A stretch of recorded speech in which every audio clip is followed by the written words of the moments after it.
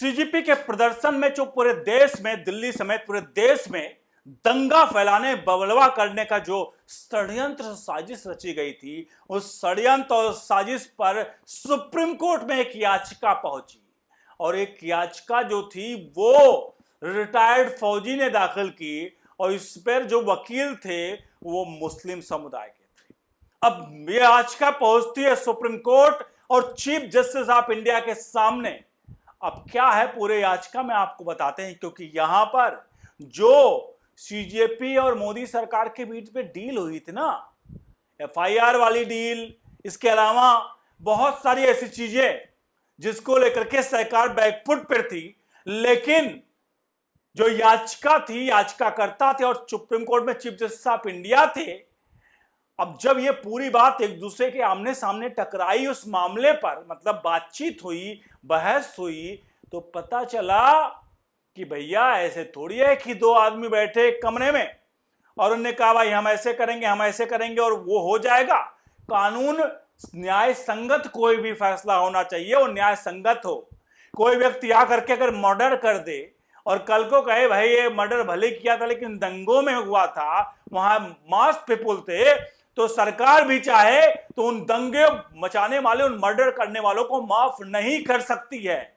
इन सबके बीच में जो लोग अपने आप को नाबालिग कह रहे थे और भर भर के गालियां दिया, ऐसे नाबालिगों पर कम्युनिटी सर्विस, यानी कि क्या है कम्युनिटी सर्विस, क्योंकि जो हो रहा था कि भैया इनको एफआईआर वापस करके इनको छोड़ दो और माफी की बात की जा रही थी। चलिए इस याचिका में सुप्रीम कोर्ट ने पूरे मामले को कैसे पलटा है, यानी उटर्न लिया है पूरा मामला, आपको दिखाते हैं। अनुरोध करेंगे, आपको क्या लगता है जो कम्युनिटी सर्विस है, आपको भी बताएंगे कम्युनिटी सर्विस क्या होती है। जो नाबालिग हैं, अब वो कम्युनिटी सर्विस में उनके साथ क्या होने जा रहा है जरा देखिएगा, और कम्युनिटी सर्विस क्या अच्छी या नहीं है इसके बारे में भी लिखिएगा। शुरुआत हम करते हैं सीधे तौर पर खबर की तरफ।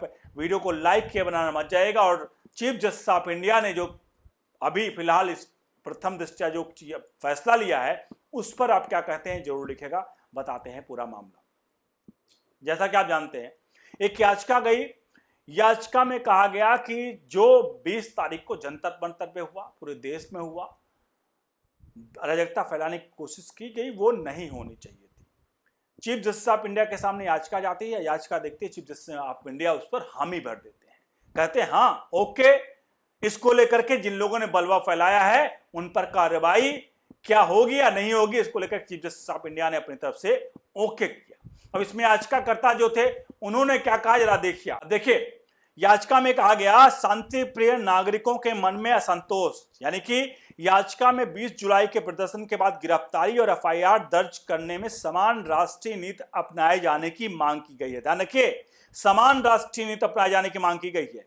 याचिकाकर्ता का कहना है कि एफआईआर वापस लेने के लिए भी अलग अलग प्रक्रियाएं अपनाई गई हैं, जिससे जनता में अनिश्चितता की स्थिति पैदा हुई है। इसके अलावा याचिकाकर्ता के वकील ने कहा है कि अलग अलग राज्यों में गिरफ्तारी और एफआईआर को लेकर के अलग अलग नोटिफिकेशन जारी की जा रही है। यह एक राष्ट्रीय मुद्दा है, यहाँ एक तरह की नीति अपनाने की जरूरत है। देश के शांति प्रिय नागरिक के मन में इसको लेकर के इससे असंतोष पैदा हो रहा। यानी इस याचिका में एक केस में, समझिए एक ही केस में अलग अलग राज्य अलग अलग एफआईआर अलग अलग तरीके से कैसे इस चीज को देख सकते, टैकल कर सकते हैं, इसको लेकर के यहाँ पर एफआईआर मतलब इस पर मांग की गई।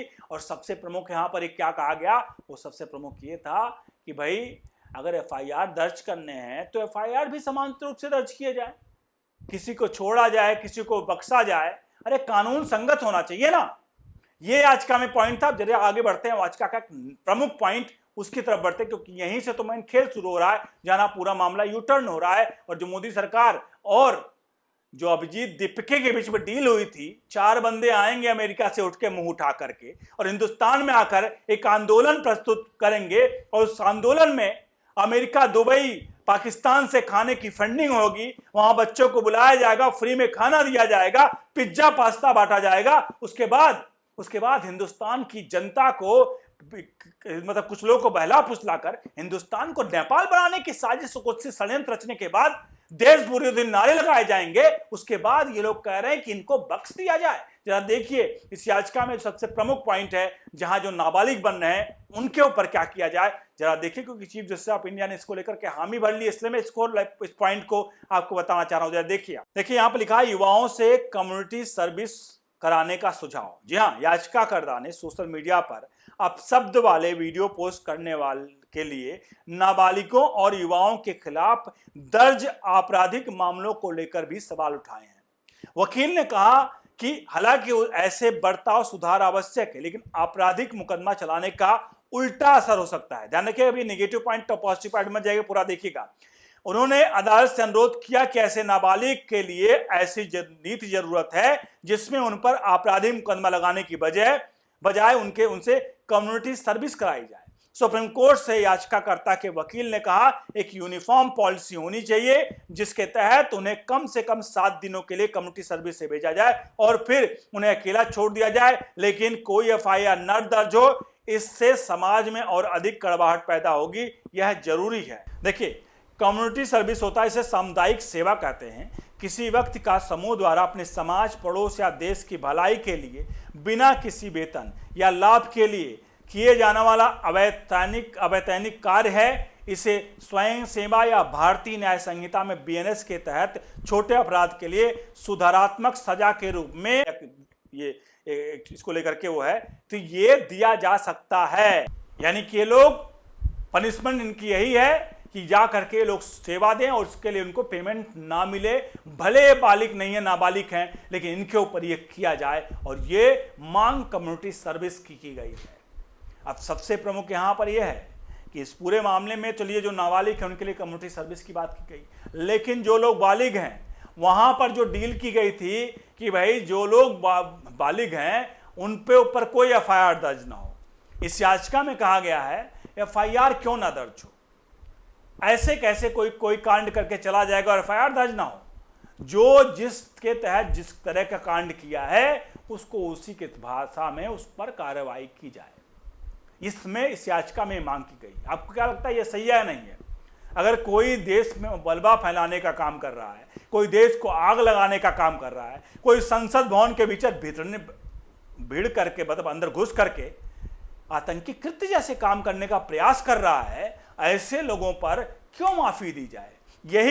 यही बात याचिकाकर्ता ने कही, और याचिकाकर्ता के कहने पर सुप्रीम कोर्ट में चीफ जस्टिस ऑफ इंडिया ने कहा कि हम इसकी सुनवाई करेंगे और जितना जल्दी हो सकेगा करेंगे, और इस पर हम अंतिम आदेश जरूर जारी करेंगे। साफ तौर पर याचिका सुनवाई करने का मतलब है कि आदेश जरूर जारी होगा, और ये सीधे तौर पर उन लोगों के लिए झटका है जो डील कर रहे थे कि भाई जो कांग्रेस जनता पार्टी है उनमें जो उन लोगों का एफआईआर दर्ज नहीं होगा भैया, क्यों नहीं होगा? सरकार किसी को ऐसे थोड़ी बख्श देगी, और सरकार बख्श भी देगा, कानून कैसे बख्शेगा भाई? सरकार कह रही चलो ठीक है, मान लीजिए उदाहरण के तौर पर ब्रजभूषण शरण सिंह थे जिनके ऊपर आरोप लगा कि भाई ये फलाना ढंग का ये आरोप है इनके ऊपर कुश्ती में। अब ऐसा होता तो सरकार, भाई केंद्रीय मंत्री सरकार कहती नहीं इनके ऊपर केस हटा देते हैं, कोई बात नहीं, दैट्स इट, केस हट सकता था। तो भैया इस मामले में कैसे केस हट जाएगा, कैसे हटेगा? इसका मतलब साफ है कि भाई जिसने जो कृत्य किया है उसको बराबर सजा मिलेगी, बराबर सजा मिलेगी। इसलिए जिनके कैमरे में शूट हुए ना, जो गाड़ियां जला रहे हैं, जो बॉन्डर मचा रहे हैं और 18 साल से ऊपर हैं, मैं बता दूं आपको 18 साल से कम वाले तो बहुत कम ही थे, 18 साल से ऊपर वाले ही बॉन्डर मचाते हैं, क्योंकि 18 साल से कम वाले कोई बहुत ज़्यादा नहीं होते कि घर से बाहर निकले हों। कुछ चंद हैं जो बिलबिलाए, उनको सही कम्युनिटी सर्विस देनी उनको लिए होनी चाहिए कि कम्युनिटी उनको सर्विस सही से लेनी चाहिए, क्योंकि ये उन माँ बापों की गलती है जिन लोगों ने अपने बच्चों को छोड़ दिया और गाली दे रहे थे और सोशल मीडिया पर वीडियो आ रही थी और घर में बैठकर मजे ले रहे थे। कम्युनिस्ट सोच के विचारधारा के माँ बाप ऐसे लोग, और इन लोगों को कतई भी मुझे लगता है इनके माँ बाप को इसको बुला करके इन पर भी कम्युनिटी सर्विस के चार्ज जरूर लगाने चाहिए। बहुत बहुत धन्यवाद।